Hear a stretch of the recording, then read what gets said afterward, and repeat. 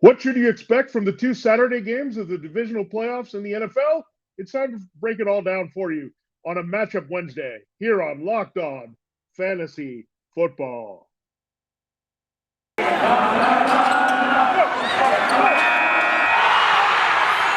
are Locked On Fantasy, your daily NFL fantasy podcast.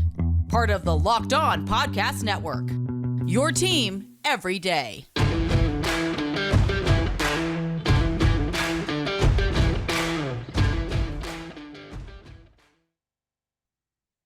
Greetings, everyone, and welcome to another edition of the Locked On Fantasy Football Podcast. As usual, I'm your host, Vinnie Iyer. When I'm not doing this, I'm writing about NFL and fantasy football for sportingnews.com. We're breaking down the divisional playoffs in depth for you at SN, looking at the four battles here to get to the conference championship games. They're broken down pretty evenly. No Sunday extension into Monday here like we had the wild card round. We dropped from 6 games down to 4, so we'll have a little bit more time to break down those games. What we're going to do here is look at the Saturday games today. That would be a matchup between the Bengals and Titans, and then another marquee NFC battle between the 49ers and Packers. Then tomorrow we'll break down the two games there on Sunday. We have a Sunday late afternoon game, early evening game there. We'll start there at 3 o'clock, the Rams going to the Buccaneers, and then close it all out in a spectacular weekend of action with the Bills traveling to the Chiefs at 6:30. But we do have two very good games on Saturday. We'll break those down in depth for you as an appetizer for a big weekend ahead. And again, Friday, we'll put this all in a blender, look at the values there on DraftKings and FanDuel, whether you're playing Saturday slate or Sunday slate as a whole based on how we break down the matchup. So we will get into Bengals Titans here in a moment. Thanks for making Locked On Fantasy Football your first listen every day. We are free and available on all platforms. All right, Bengals Titans here. Let's start with looking at where the spread and the point total lie here. The Titans are 3.5-point favorites. They're the number one seed in the AFC. They're at home. 47 is the over-under. Cincinnati with a big home win last week as the number 4 seed over the number 5 Raiders. We're in control for most of that game. We're able to win by a touchdown here. So Bengals, I think, could have beaten the Raiders a little bit better than that. The Titans at rest here waiting for their matchup. So this should be a pretty good one. I think this has been a bit overshadowed by the nature of the other games just because it doesn't have the same cachet with the franchises here, but I think it's going to be a solid game. And the 3.5-point spread says the Bengals have a legitimate chance here to pull the upset. They've been red hot, we know, since Joe Burrow has been playing since the final stretch of the season, so they always have a shot with him, it looks like. Much like we've seen with Patrick Mahomes develop that for the Chiefs and Josh Allen develop that for the Bills, Joe Burrow is taking over as the third best quarterback now in the AFC of the way he's playing. So Joe Burrow, great matchup for this Bengals team in terms of the secondary. The matchup up front, not so good. The Titans have a pretty good pass rush, can get in and get physical, get to the quarterback with power moves. They're inside as well. But it's Joe Burrow's show. I think this says that it's not going to be a lot of Joe Mixon. They were a little limited the way they used Joe Mixon last week. He was more a finisher, complimentary player. I think that's what you're going to see again here, that they're going to trust Joe Burrow to throw the ball quite a bit downfield. The Titans' weakness, we know, lies in their secondary. They're a pretty good team that covers tight ends, so you're not going to extend to C.J. Uzama. They do have a good safety there. And Kevin Byard, he's just that good in coverage. And then the run defense is pretty good because they have Jeffrey Simmons up front. They can control the action in their 3-man front. They have pretty active linebackers as well. They've shown some depth there as they battle injuries. So, again, Joe Mixon, it doesn't feel like it's going to be a key game for him at any rate. I think it also makes sense for the Bengals to be aggressive throwing the ball so they can get a lead and avoid being run all over by the Titans. The Titans can stay in it with a positive game script and go in that direction. So with the Bengals, I think what you're seeing is Joe Burrow continues to dominate here with the high volume. I'll be shocked if he doesn't throw at least 35 times in this game. I'd say it's going to be upward of 40 to 50. That's what you have to do. Jump all over the Titans, get a lead here, and do some damage. And I think with Joe Burrow, Bengals feel very confident. So if they can protect him, help him a little bit, he's going to get the ball downfield to Jamar Chase. There's also good matchups here for T. Higgins and Tyler Boyd all over the field. I think Burrow's going to buy some time. So it makes a lot of sense in terms of offense and defensive strategy based on what the Titans do well, the way they're composed, for the Bengals to make it a very Burrow and Chase centric game here once again. I mean, it's carried them pretty far here by following that game plan. They're not going to be conservative and suddenly go into some ball control situation with Mixon. Again, he's going to be the more complimentary guy, the red zone guy, get involved in the passing game in his own right here. But the Titans have trouble with all of the above. And so you figure the Bengals attack there and have some work. I mean, you look at Chase, they might try to play some zone and try to keep him from getting deep. But again, I do like the matchup inside for Boyd and outside for Higgins. So it could be more of a Higgins and Boyd game here if they try to take away Chase in the big play, like a lot of teams have done. Maybe work him in a double team, given their inexperience in the secondary. So something to keep in mind. So Higgins was rather quiet last week, but it's his turn, I think, to be rather effective in this one in the passing game and kind of lead things here. Good chance to score a touchdown here for Higgins. Chase might have the bigger yardage day, but Higgins might have the better volume and better scoring potential, and Boyd having like a 5 for 50, 6 for 60 type game with always a chance to score in the middle of the field. Again, not extending Uzama.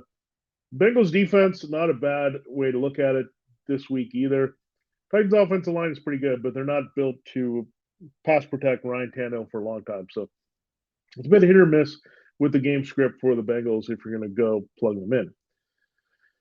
Now, for the Titans side of things, Ryan Tannehill, there's going to be a lot of pressure on him. You get A.J. Brown, Julio Jones, probably the healthiest they've been together all season long after the bye week. So two guys that have battled hamstring and other issues this year, but they want Brown and Jones to be healthy together on the field to play off each other. Brown clearly being the number one, Jones settling into his complementary role. And Nick Westbrook-Ikhine is a guy that you can't totally ignore. He's had a lot of key playing time this year to help fill in for Brown and Jones. So he's a third receiver here. Anthony Ferkser as well. So I think Ferkser is going to stay involved here. They also have Jeff Swaim at tight end, so tight end by committee. So it's really hard to look at one of those guys in particular, but that's the source of passing for Ryan Tannehill. And A.J. Brown is starting. I just wouldn't extend to Julio Jones and think about him this week. The Bengals can contain him here pretty much downfield. So A.J. Brown and T. Higgins, I think, are going to have the biggest games at wide receiver in this game. And then you look at Derrick Henry. Do you worry about Derrick Henry returning so easily from the Jones fracture of his foot?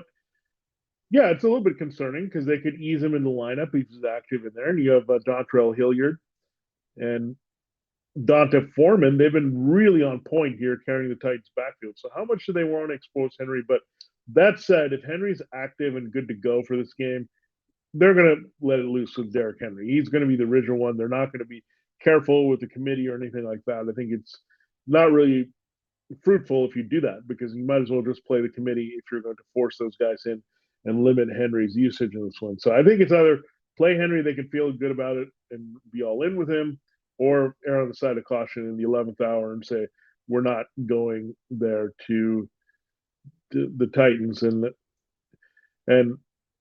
I think just you have to play it by ear here. And House has a lot of confidence by Foreman and Hilliard and their production here down the stretch. So again, it's either Henry's Henry or he's not at all and he's not playing. That's how I kind of approach it this week. So the principles Brown, Henry can help Ryan Tannehill put up some numbers, especially if Joe Burrow can be aggressive and help the Bengals get a lead here. I do like the Bengals to go in and win this game. Surprise, surprise. There with what I've been talking about. I think Joe Burrow is just better. You can trust him more. Ryan Tannehill, very run success dependent here, and there's too many variables there with Henry. The Bengals can be decent against the run as well, and then the script that could push the Titans out of passing. So, or push them more into passing without the help of play action and the running. So, keep that in mind. Tannehill's best success usually comes when the running game is opening things up in downfield and play action versus just being one-dimensional here. That's a lot of trouble there for the Titans if they get to this point. So again, Bengals, I like to handle the Titans here pretty well. Again, big ups to the matchup, and the Titans secondary really cost them here in this game.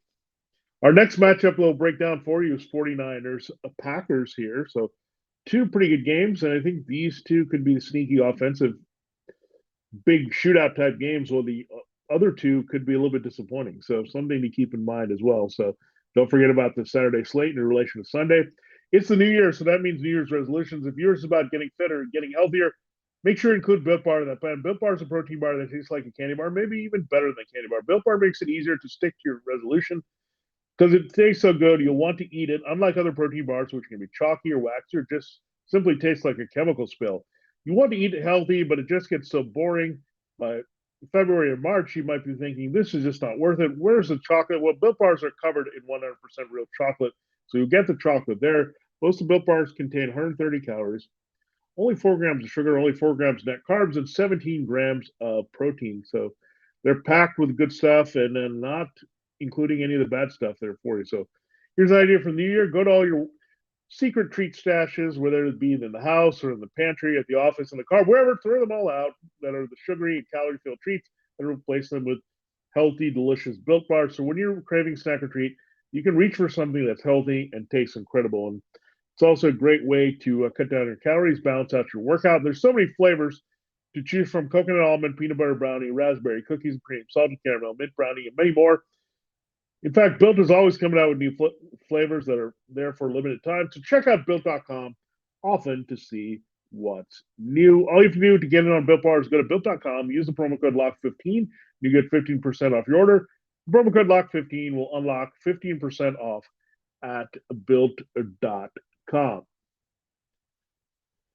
All right, we will continue the show here, breaking down the 49ers-Packers. Yeah, I'm excited for this one for sure. I mean, a lot of good stuff on this docket in 4 games. So, look, we have 2 less games, but I don't think the action is going to be any less intense or exciting. Thanks for making Locked On Fantasy Football your first listen every day.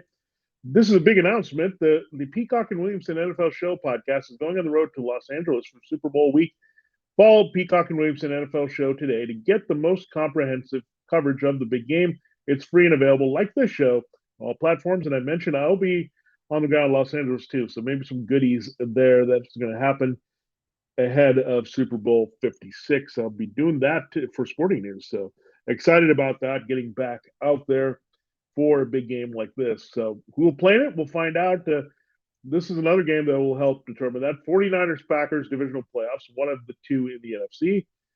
The Packers trying to get to the championship game again. The Packers and 49ers met in the championship game 2 years ago, so a lot of familiarity. The Packers beat the 49ers in the regular season with an Aaron Rodgers last-second field goal drive. Pretty good back-and-forth affair. The Packers blew a lead. The 49ers almost finished the comeback, but Rodgers stopped that. And then we saw last year the 49ers had a COVID outbreak, and the Packers kind of handled them on Thursday night. So Packers have kind of changed this script a little bit the past 2 meetings after they got swept in this series there. As the 49ers went to the Super Bowl, they won in 2019. The regular season then turned around and blew them out again in the playoffs there in 2020 ahead of Super Bowl 54. So Packers have some revenge on their mind. They feel like they turned a corner. This number keeps going up in their favor.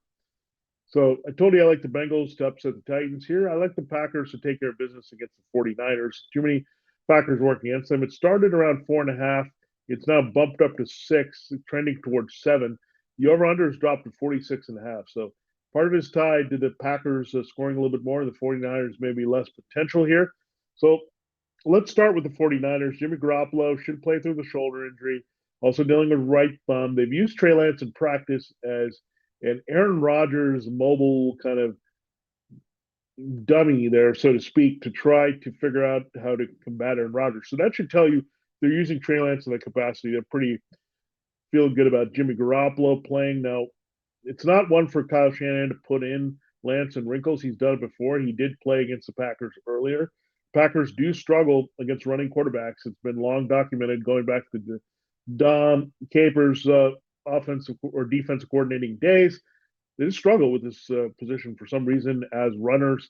They've allowed some big games there. So Trey Lance could have some appeal to come in, especially if Garoppolo's not feeling it with the shoulder and they want to rest him on a few key snaps in the red zone. So something to watch there. That's a wrinkle that could develop here for the 49ers. But your principles are good. Deebo Samuel is fine. They can move him around the formation, use him out of the backfield to keep him away from Jair Alexander, who's expected to return here for the Packers. So I think if anyone faces Alexander more, I think it's going to be Brandon Ayuk. We saw last week that Ayuk toasted Trayvon Diggs there of the Cowboys. So Ayuk is more the dedicated outside receiver. Samu can move all over the formation, get him out of the backfield. So there's a way to scheme him open away from Alexander, where Ayuk should run to some difficulty this week. It also would mean they pivot from Ayuk using George Kittle. Kittle's been very quiet over the last month. He had a couple monster games before then, but Kittle has to get going here because the Packers do struggle at times against a tight end. Kittle has a good history against them when things count here for San Francisco. So that all points to more of a Kittle game. Samuel every week. He's the wide receiver one.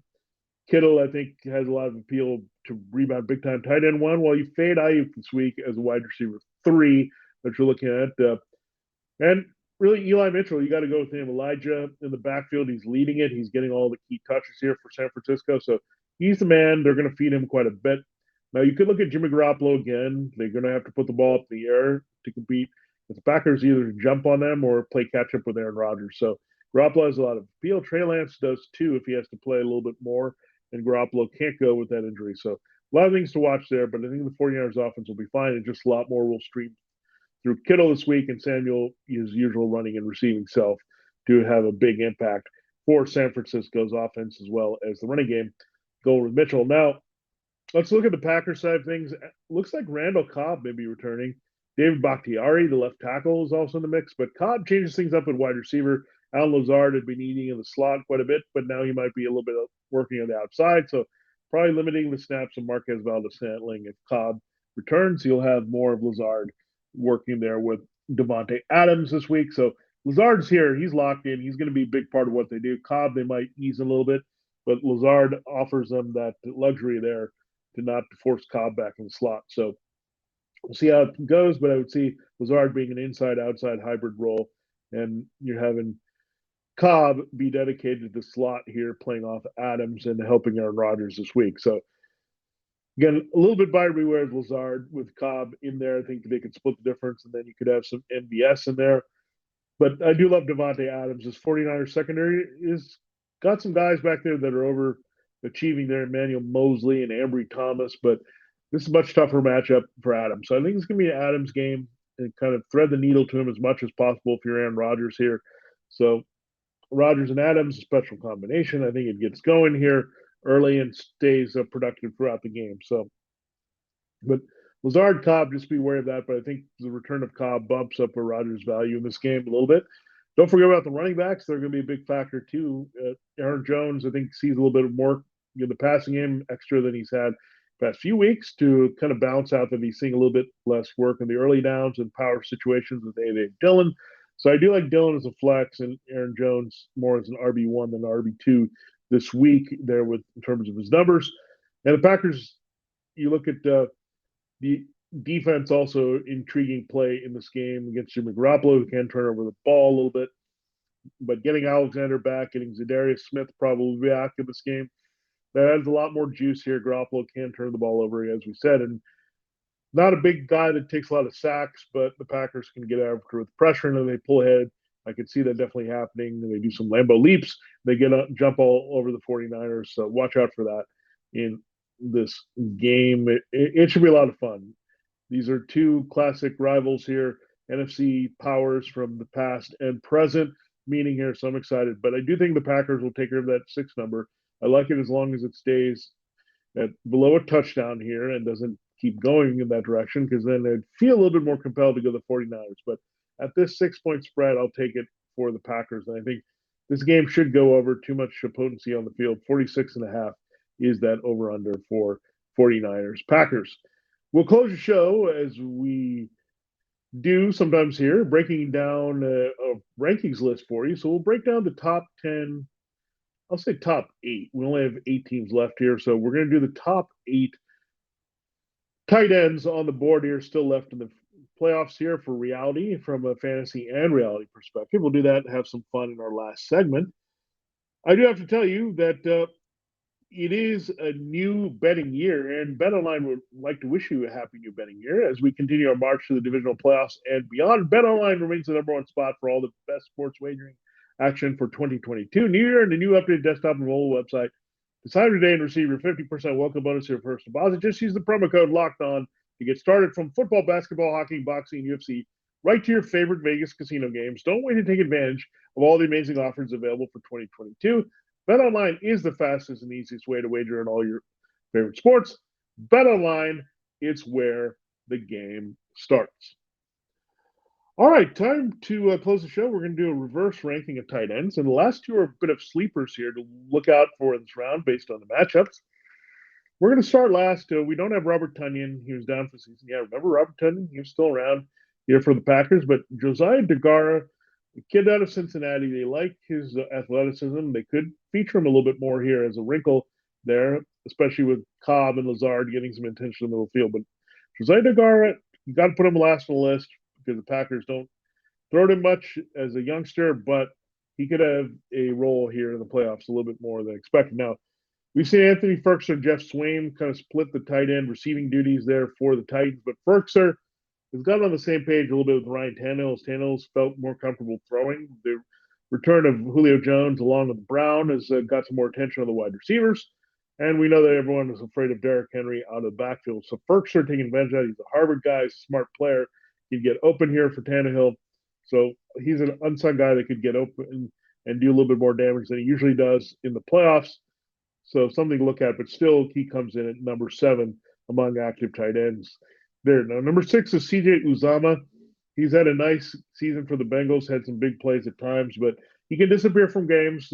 He's just really matchup dependent here, and not necessarily the top flight run blocker there, you would say. He's pretty good, but again, nothing there spectacular about CJ Uzama. So I look at the matchup against Titans, it's very tough against the tight end. So for Uzama and Ferguson are about even in this game in their potential, very limited impact here. If someone does something more, I think it would be Ferguson for the Titans based on Cincinnati's issues at linebacker safety at times away from Jesse Bates and whoever's on the outside for them between Logan Wilson or Jermaine Pratt. Now, looking at the next tight end on the list, it's Tyler Higby. He's looked pretty good here of late in the playoffs. He's kind of feeling the groove. We thought he would have a bigger season without Gerald Everett, but Higby looking good. He's always been a solid blocker. They sometimes use him as that key third receiver behind Cooper Kupp, now Odell Beckham Jr. instead of Robert Woods. So a lot of things to look at there with Higby as he's settled even more with Matthew Stafford with the chemistry here down the stretch. So those are the 4 that you would say are not equal to the rest. The next one rising pretty quickly is Dawson Knox. Big game there last week. Josh Allen likes him. He's the second go-to guy there all over the field after Stephon Diggs. So Knox coming in pretty high. He's going to be a good fantasy football asset there on a regular basis in 2022. Rob Gronkowski looks like he might play another year as well, but he's been Gronk spiking in, putting up the numbers here for Tampa. This time in the playoffs, they're down Chris Godwin, don't have Antonio Brown, so he's going to have to take a bigger role there to help the other tight ends, Cameron Brate and O.J. Howard, as well as using his catch radius to play off Mike Evans and stretching the field and working in the red zone. So you look at Gronkowski there, he is definitely your number 3 tight end of the board in the playoffs. So at least 2 pretty special guys ahead of him. The other guy ahead of him, behind our number 1 choice, is George Kittle. Too much of an impact player to be quiet one more round here for the divisional playoffs. He can take over and dominate the Packers, and that would be bad news for them. So George Kittle, just bring in. He's also an intense blocker that's going to help the running game consistently. So Gronk comes in third, but he had to be trumped by Kittle. Both of these guys had to be also second and third to Travis Kelce. I mean, he's still the guy making a lot of plays. I know he's quiet in some games this season, but really came on strong with Tyreek Hill in the playoff game there against the Steelers. So Kelce's starting to feel it again slowly in these better matchups, but Kelce's doing it. He's right there in his prime. Soon kid hit the wall and start seeing decline in his career, but he's still special right now as a receiver, running great routes for Patrick Mahomes. So really it's part being tied to Mahomes, giving Kelce and Gronkowski a lot of appeal here, while Kittle builds his value based on his chemistry with Jimmy Garoppolo. So pretty good group of tight ends here, all pretty much single tight ends to look at. DeGara, number 8, Ferguson, number 7, CJ Uzama, number 6, Tyler Higby, number 5, Dawson Knox, number 4, Rob Gronkowski, 3, George Kittle, 2, and of course, Travis Kelce, still the king of the hill at tight end at number 1. So there you have it. There's a look at the Bengals Titans games and 49ers Packers game. It's divisional playoff matchup shows continue here on the network. We will, again, do Matchup Thursday, focusing on the Sunday games between the Rams and Buccaneers and Bills and Chiefs. Thanks for making Locked On Fantasy Football your first listen every day. Now make your second listen Locked On Bets, your daily one-stop shop for all gambling needs. Locked On Bets, hosted by your boy Q with expert analysis and insight from Lee Sterling. It's free and available, just like this show, on all platforms. For Locked On Fantasy Football, for Sporting News, this is Vinnie Iyer. Have a great day, and we'll catch up with you tomorrow as we break down the two Sunday games. Matchup Thursday, our second of the week, before we get to DFS on Friday.